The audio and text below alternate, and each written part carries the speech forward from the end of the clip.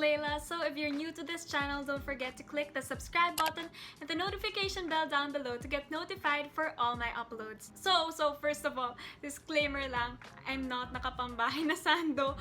Hindi po ito yung mga sando na ginagamit ng mga grade school sa loob ng mga polo nila. Yan, ayan, proof. It's not. So in this video, I'm gonna be teaching you guys how I make my reviewers. So I use two things. I don't know if they're called softwares, websites, whatever. So first, I use Google Sheets. Then the second one, I use my Anki app. Anki is a very good app for memorization because it uses active learning rather than passive learning through spaced repetitions. Your brain can only hold so much. In using spaced repetitions, you give your brain the information just before you would forget it, and it ensures that it stays fresh in your head. For each lecture flashcard, I plan ahead. Starting from day 1 of reviewing, I count the days day 3 and day 6. In those days, I need to revisit my flashcards for that certain reviewer. In day 1, this is the percent of information I remembered from making the reviewer. After reviewing for that day, the percent of information remembered will slowly decrease upon approaching day 3, but still more than day 1. And again from day 3, it will slightly decrease upon approaching day 6, but still more than the information remembered in day 3. Because of the repetitions in the coming days, it will be retained in my long-term memory.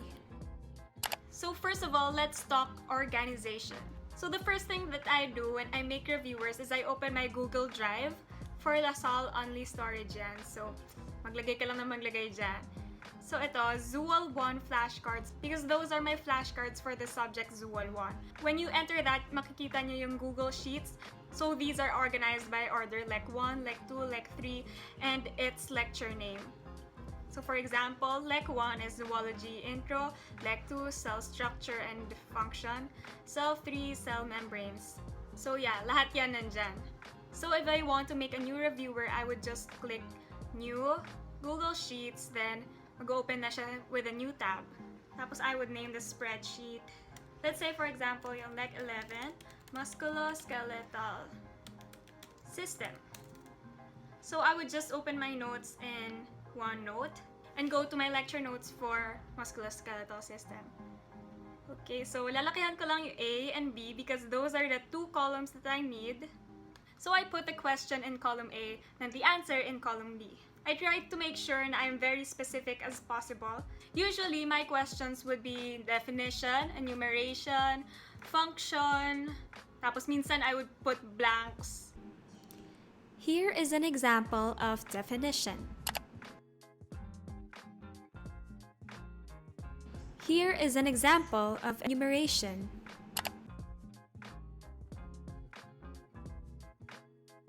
And here is an example of function.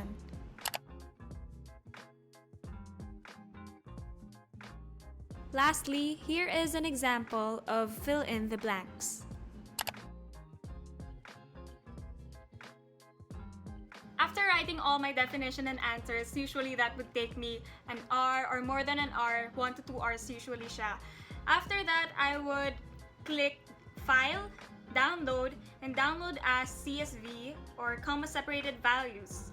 Okay, so now na nasa downloads na siya, I'm gonna open my Anki app. So I would click Import File, then click my .csv file, open. So what I would do, I would click the desk, add the number of the lecture, 11, space, dash, space, musculoskeletal system. Choose Import.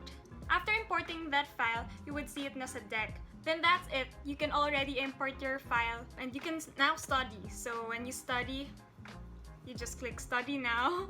So usually I would review 20 cards per deck. So for example, how many bones does a mammalian skeleton have? 200. Occurs when the concentration of calcium ions are high and stops when they are low. Contraction. Good. Cartilages when young. Anterior fontanelle.